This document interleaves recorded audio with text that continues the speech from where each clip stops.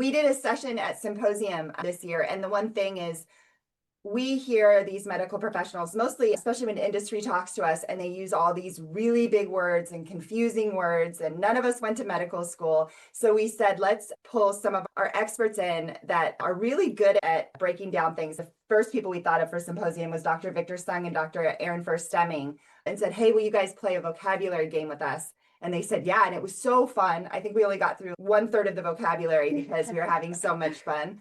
And so we said, hey, let's do some of this more for virtual. Now, we can't play a game like we did in person because people can't vote, but let's get through some of these vocabulary words that are going to be talked about a lot throughout the day with all these different presentations. Because I am going to kick off embarrassing myself, because I love to do that. I wrote a little poem, song, rap. I'm not sure, but I'm going to talk it because I'm not a very good singer. So here we go. Oh, ASO, AVV, what do they mean? HTT knockdowns like a dream. Somatic instability, it's a wild ride. Anticipation has us running, can't hide. Somatic expansion, oh, what a sight. Autophagy dancing day and night. BDNF and CAP scores, oh, golly gee. Biomarkers everywhere are puzzling me. Intermediate allele, full penetrance 2, secondary endpoints, what's a person to do? Wild type protein, MTTs is the star. Mitochondrial mischief, oh, how bizarre. NFL dysfunction, let's take a bow. Prodromal wonders, we're still learning somehow. So let's sing together in this funny debate, medical lingo, oh, isn't it great? With a laugh and a giggle, we'll twist and we'll spin in the world of Huntington's medical lingo. Let the fun begin. So come with me as we learn and proclaim this HD vocabulary. Let's make it a game. So here we go. On that, I need to follow that up with just a simple question. What is an ASO and AVV? Dr. Sung. Great. And my answers are not going to rhyme, but I do appreciate Katie's rap/poem for us. It was beautiful. So ASO stands for antisense oligonucleotide. We'll talk about that one first. So the thing I think is good to break down the word. So antisense means against the sense, right? So anti.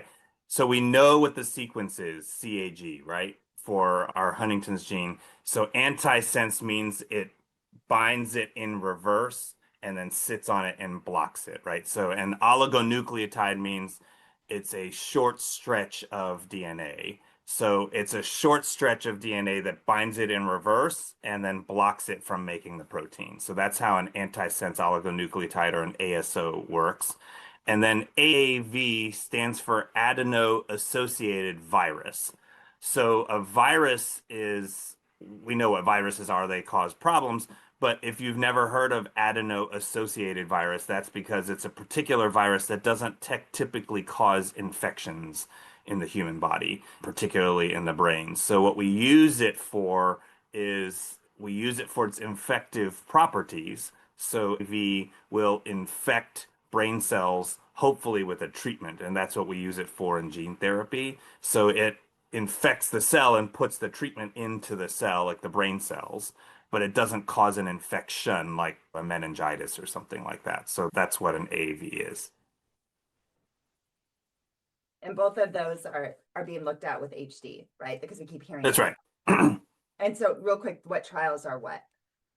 Okay, so the ASOs that's the type of technology that is being used in Roche's tominersen is an Waves drug is an ASO. And then AAVs are the ones that are used for all the gene therapies. So uniQure's AMT-130 uses an AAV, and Lattice's gene therapy that's coming uses an AAV, and Spark's gene therapy uses an AAV. It's the way to get the gene therapy into the brain cells. Thank you, Dr. Sun. Okay. Dr. Erin Furr-Stimming, what is somatic instability and what is somatic expansion? Hey, great question. First things first, thank you so much for having me. It's great to see you all. And as Katie said, the first time we did this was in person. And when Katie proposed this battle of the brains, of course I said yes, because who would in their right mind would ever say no to Katie Jackson, the one and only? But I thought, oh goodness, I'm doomed because I'm competing against the one and only Victor Sung, and he's incredible and amazing at explaining everything. So I thought, okay, what can I do differently? So on the way to the in-person event, I zipped over to the store and grabbed a big bag of chocolate. And so I decided every time I would describe something, I'd throw a piece of chocolate to those that were kind enough to listen. But I don't know what to do today. There's just no way, as far as I know, to throw chocolate through the screen. So please just imagine that I'm sending you some chocolate with each of my descriptions, because otherwise I'm doomed.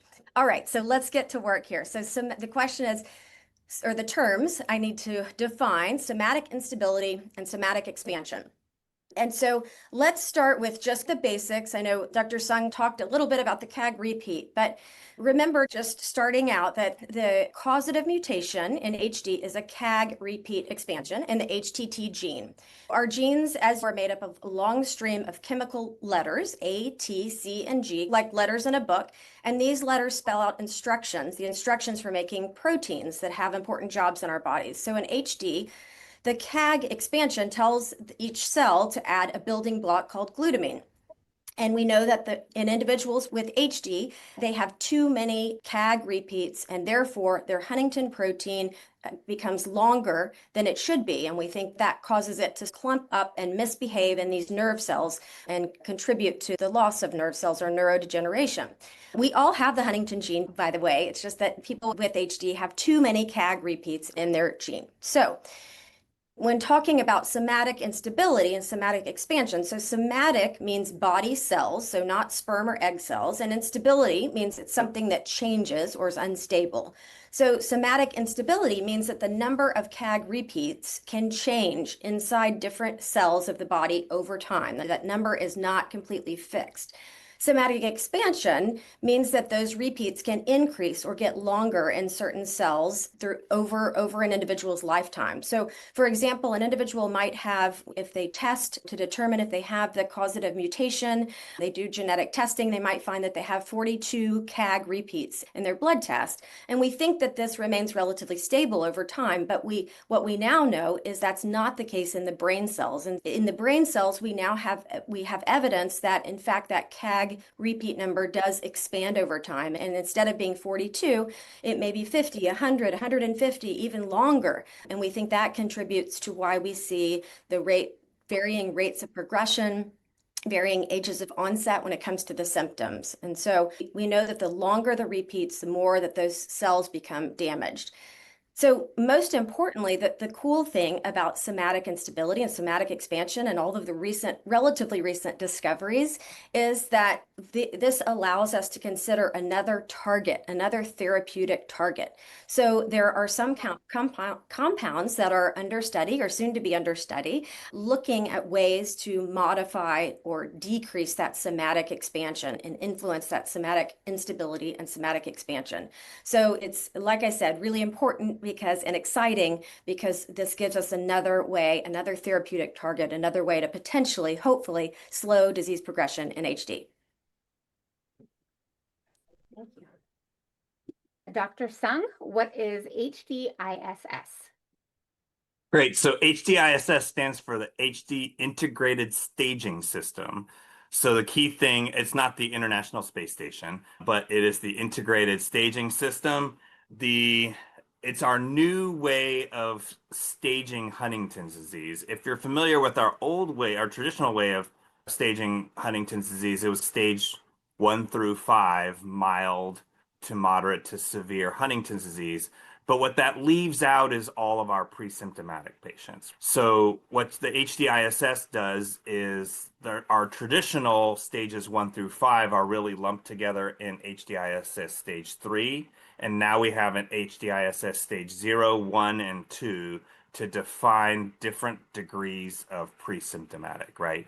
And the key thing is there, like if you're a newborn baby and 1 month old and you carry the 42 CAG repeats, like Dr. Furr-Stimming was saying, that's going to be a stage 0. But but it makes sense because that's a very different stage than like you're 41 years old and you're about to start breaking through and start showing symptoms tomorrow. So that's just a lot of years of life, and we need to put some bounds on what does it mean to be pre-symptomatic, and primarily for the purposes of research, right? If we're going to slow the progression of this disease, then shouldn't we start earlier? Yes, but how early? And from a clinical trial standpoint, it's not going to be very feasible to do a study on a bunch of babies that are not going to show symptoms for 40 years. So then that's why we're looking at a lot of trials that are going to be in that HD-ISS stage 1 and stage 2. That's going to be the stage 0s probably aren't going to progress enough. They're too far from starting to show symptoms. So that's why you'll see that most of our trials going forward are looking really at that HDISS 1 and 2, which is those stages of pre-symptomatic. Yeah, and that's so frustrating, I know, for people that are further Yeah. along in the disease. So I know that is a huge frustration for people, and we saw that with the uniQure news, even that. Anyway, Yeah. That's for later. Dr. Furr-Stimming, this is really interesting. So what is the difference between predictive testing compared to confirmatory testing? Yeah, that's a great question and an important question. So predictive genetic testing is genetic testing that's done to predict whether or not an individual will live with the symptoms of Huntington's disease. So we know that every child of an affected parent has a 50% chance of inheriting the causative mutation, that CAG expansion. And we know that in HD, most individuals have a period in which they have no symptoms at all. And then there's a period where things start to change, but very slowly. So there are subtle changes that are occurring in the brain and super subtle symptoms. And then there's a period where it's really more obvious that an individual has the signs and symptoms consistent with HD. And so if an individual has an affected parent and they want to know, will I actually live with the symptoms of Huntington's disease? Do I have that mutation, that causative mutation? They will undergo predictive genetic testing. And so it's really important when and if an individual wants to pursue predictive testing that they ensure that they're connected with a clinician that knows HD. And so we're passionate about ensuring that individuals are well informed and well prepared for getting their genetic testing results. And so we want to make sure that they have the opportunity to visit with a genetic counselor and or to visit again with a clinician that's familiar with HD, and so that they could talk through the potential risks and maybe even benefits of getting predictive testing. It is a little bit of a process, but that process is, again, just to make sure that individuals are as well informed and as well prepared as possible. So that's predictive testing. Confirmatory genetic testing is when an individual is already living with the signs and symptoms of HD. We know that they have a family history, or they suspect that they have a family history of HD, but they still want to undergo genetic testing. And so it helps us confirm that, in fact, the signs and symptoms that they're experiencing are due to Huntington's disease. Thank you.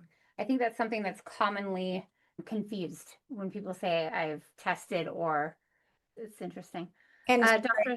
one thing really quick I want to just point out is that a lot of folks will, if they participate in genetic testing and receive a positive gene test, that doesn't equal a clinical diagnosis. So that's just important to know, and it gets back to what Dr. Sung was saying about the HDISS. So we really still, a clinical diagnosis of Huntington's disease is based on the signs and symptoms of HD, not just the genetic test results. And I think that's an important one, because a lot of people will say, I was diagnosed with HD in such and such year, and it was like 3 years prior to being symptomatic. So I think that's just the verbiage alone can get confusing. I'm glad we're doing this one. Dr. Sung, what is NFL, and why are we hearing NFL spike when we hear about clinical trials? Great. So just we said before, it's defining what these things are. NFL, I mean, is not, for us, our purposes, is not the National Football League. It stands for neurofilament light chain. So if we break down the words neurofilament, if there are any fishers out there, fishing line is called a monofilament line. So filament is a string, right? And neurofilament is strings that are inside of brain cells or neurons. And it's you can think of it as like the scaffolding the framing that holds up your house. So it's the framing that holds up the brain cell. And if you kill brain cells or brain cells die off in Huntington's disease, then it will be like if a tornado comes to town and wipes through houses, you see the wooden fragments, the framing of the house spewed out all over the street, right? And so that's what happens in diseases like Huntington's disease, but also happens in ALS and MS and Parkinson's and Alzheimer's, all of our neurodegenerative diseases. When you kill neurons, it will spew out the framing that's inside, which is neurofilament light or NFL. So you can detect NFL in all of our progressive brain diseases like HD.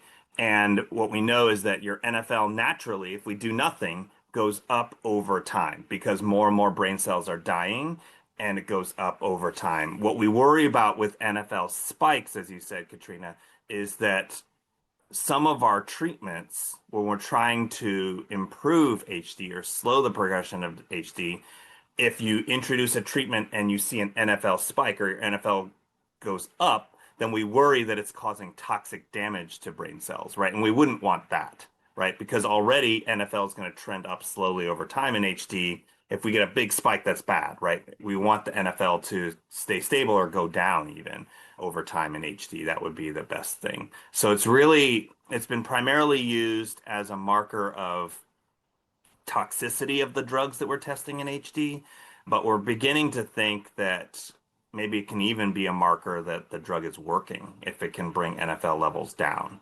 So that's a newer thought, but it makes sense to me. If NFL only goes up in HD and we can bring it down, then that's got to be a good thing. High NFL bad, low NFL good. That's the way I think about it.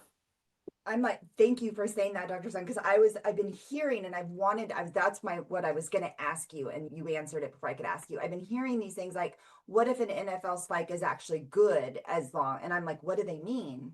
As long as it goes down. And that's right. That's right. Yeah. So the real thing is it has to go down. Yeah. Dr. Furr-Stimming, what is a CAP score? Okay, another excellent question.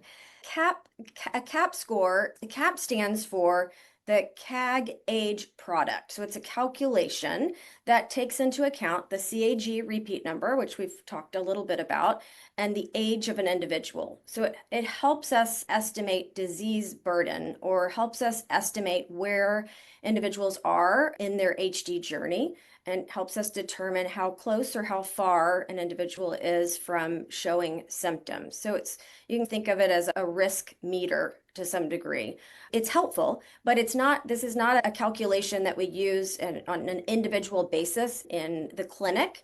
It's mostly helpful for research purposes and helps us, again, estimate where folks are in their journey. So it's not something that we use for diagnostic purposes. And again, it's not something that we use because it can't precisely tell us when an individual will become symptomatic. It can, again, estimate where an individual is throughout their journey and when more or less they'll become symptomatic within many years. So it's still, the question that I get most often from individuals that undergo predictive testing that we were just talking about, so individuals that are not yet symptomatic, but have found out that they're gene positive is, okay, what's next? When will I become symptomatic? I'm worried because I dropped my phone or I lost my keys. Does this mean that I'm becoming symptomatic?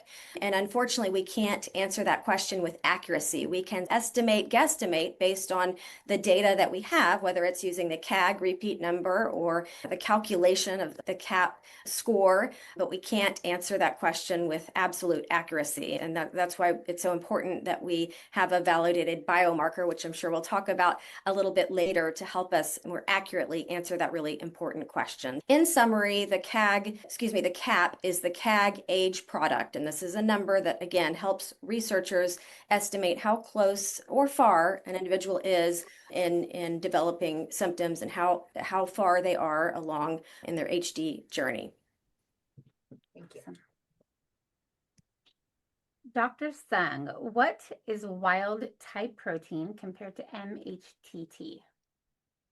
Great. So the MHTT is the mutant Huntington protein, and then you'll sometimes see a wild type protein abbreviated WHTT. So what it gets back to is some of the things that we've already been talking about this morning is that even persons with HD will have one mutated copy and one normal copy. So if you have HD and you have 42 CAG repeats, then your other one is often something in the normal range, like a 19. So what we know is, so the protein that's made by your 42 is your mHTT, and then the protein that's made by your 19 is your wild type or WHTT. We know that the wild type protein, the protein made by our normal copy, is helpful in some kind of way because from animal models, if we delete both copies of the gene in an animal model, those animals don't survive to birth. They will die in utero. So it's doing something positive. And increasingly, the evidence is that wild type protein is the most important in young people. So we need to preserve it because it helps the brain to develop appropriately. So that's one of the things. I know, obviously, we're a passionate group for JHD patients. That's one of the things that we temper our things because if you think about it, most of our Huntington lowering therapies will knock down both copies, knock down the 42 and the 19. And we worry about knocking down the 19 in a 12-year-old, right? Because the 12-year-old, you're going to probably need that 19 to continue to grow and mature the brain. And if we are knocking down the 19 there, that could become a problem. But that's also why, because we're afraid of that, if you look at it, most of these trials for disease modification have been kind of 25 and up because unless it's allele selective, like a wave approach, then if you're going to knock down both copies, we're worried about what happens if you knock down the wild type protein in a young person that's brain is still developing. Does that make sense? That's but understanding that really helps to understand the why. And I know on the surface it just looks like we're just excluding all our JHD patients. It's not that. It's because wild type protein is important. If we knock it down too much in a young person, maybe that causes a bad thing in the brain that's still developing, if that makes any sense. 100%. And I'm going to embarrass myself again. When I first got in this advocacy journey 19 years ago, where I was hearing in like recent I thought wild type protein for years was the bad protein because it's called wild. It's wild. It sounds wild. Yeah. So I was telling someone I felt so stupid, and they're like, "No, Kitty, that's not what we want to knock down." I'm like, "What?" Yeah. So the wild is good. It's good to be wild. The mutant is Good bad. to be wild. Yes. Dr. Furr-Stimming, I think this is very important and going to be talked about a lot today. What does a primary endpoint mean? What is the difference between a primary endpoint and a secondary endpoint? And why do we sometimes have both and even more in trials? Yes, thank you for that question. And just as a reminder, chocolate is flowing your way. Next time I see all of you in person, I'll have chocolate in my pockets. Okay, so a primary endpoint. What is the difference between a primary endpoint and a secondary endpoint? And so why are they important? Okay, so an endpoint, let's just start with the definition of an endpoint. An endpoint is a specific outcome that researchers use to determine if a treatment works. So think of it as the goalpost of a trial. How we tell whether or not the treatment in the trial is helping or harming or individuals or doing nothing. So examples of an endpoint might be how long an individual lives after a treatment, or how much or how little symptoms improve, or maybe even changes that are seen on various blood tests. And we talked a little bit about NFL or CSF, cerebrospinal fluid measures, or scans or brain scans.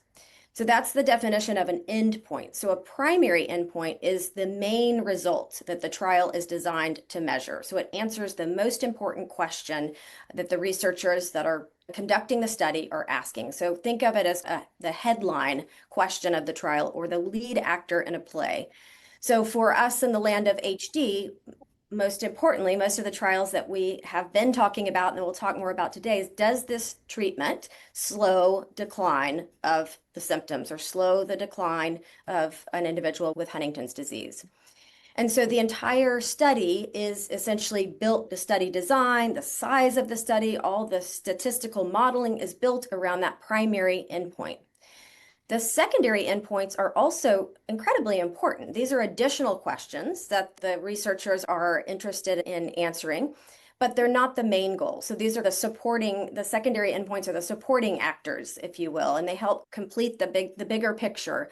So some examples of secondary endpoints may be looking at quality of life. Not the first question is, does this compound slow progression? But more importantly, what does it mean? What does this mean for quality of life from day to day for the individuals participating in the study? Cognitive function may be a secondary endpoint. Again, looking at some changes in imaging results or in various levels, markers in the blood or in the cerebrospinal fluid, aka liquid gold. So because we know that most trials will have a primary and a secondary, and there may be multiple secondary endpoints, because we know that HD is complicated and we can't just, it's not just that we're asking one question. We have multiple questions that we need to ask.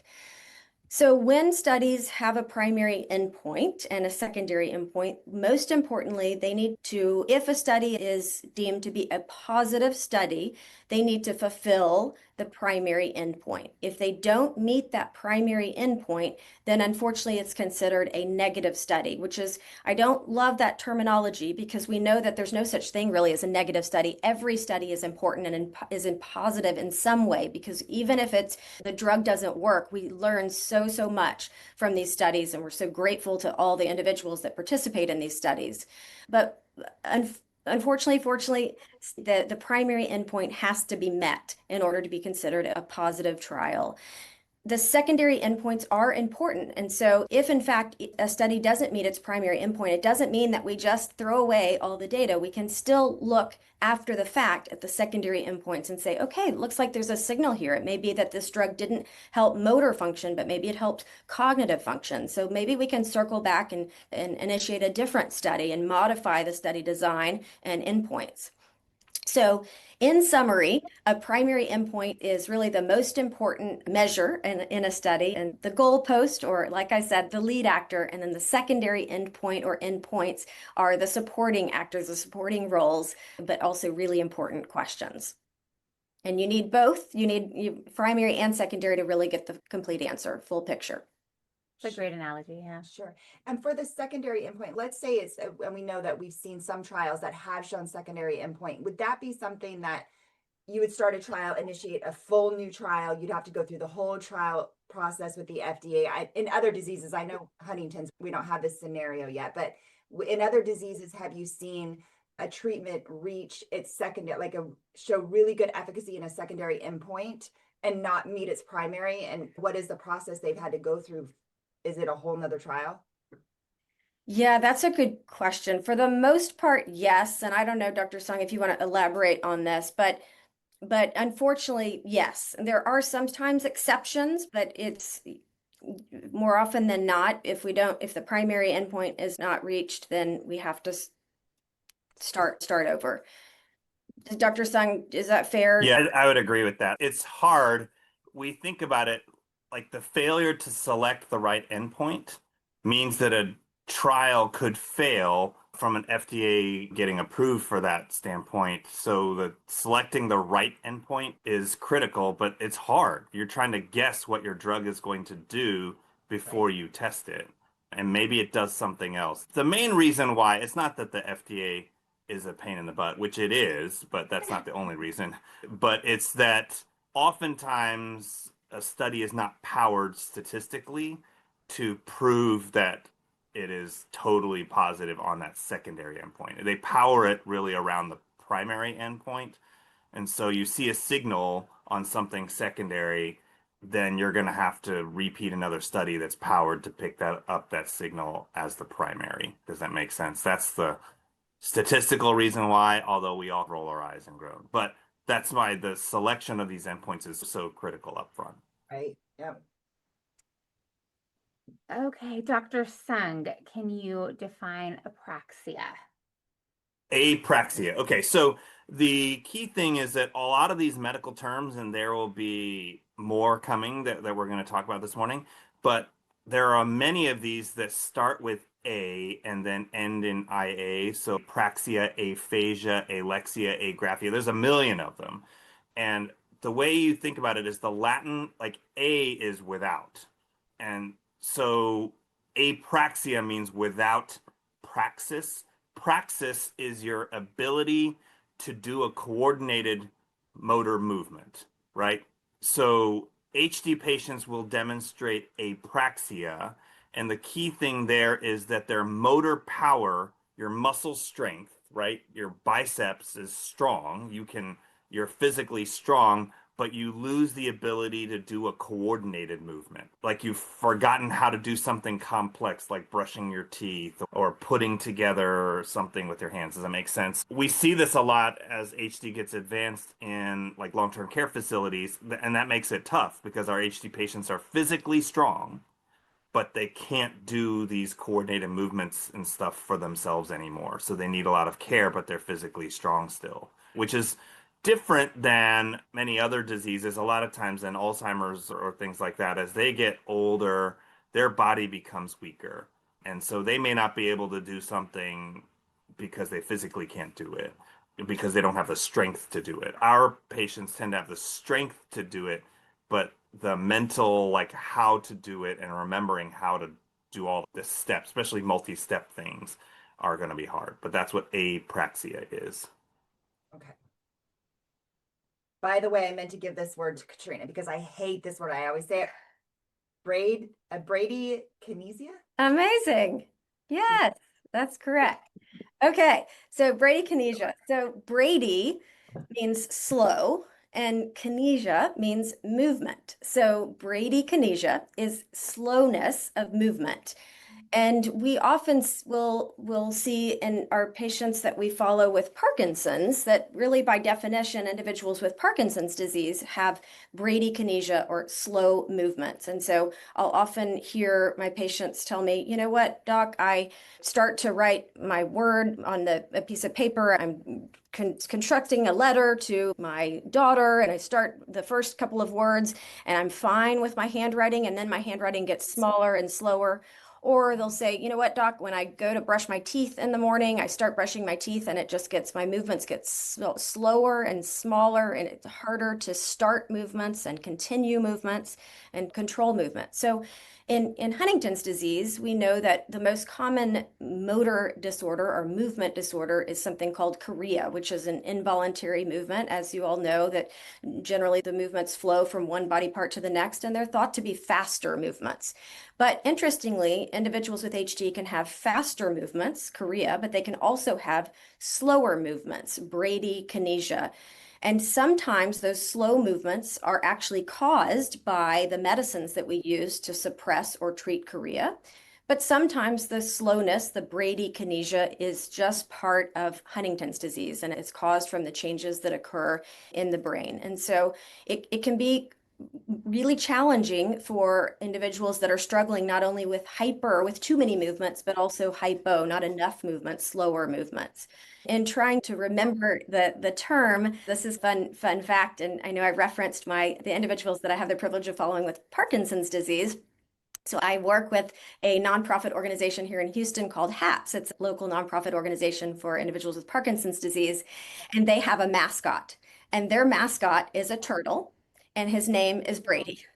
Because by definition, we know with Parkinsonism, there are slow movements. And so most individuals with Parkinson's will have slow movements, but sometimes individuals with Huntington's will have bradykinesia.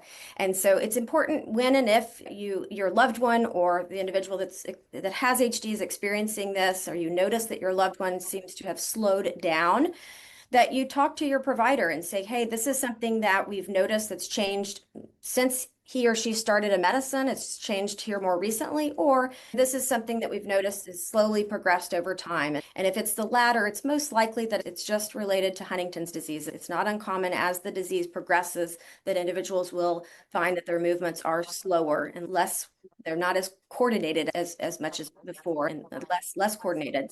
Can be part of Huntington's disease, but think about Brady the turtle, and that's how you can remember bradykinesia. I love that. Okay, Dr. Sung, myoclonus. Can you define that and correct me if I said that wrong? Oh, that's right.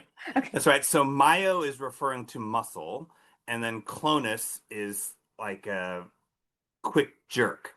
So it is the like sudden, like jerk kind of thing. So we all have myoclonus, even if you don't have HD. If anybody's come up behind you and scared you and come up behind you and do like that, or a loud noise and you startle, like that is a startle myoclonus.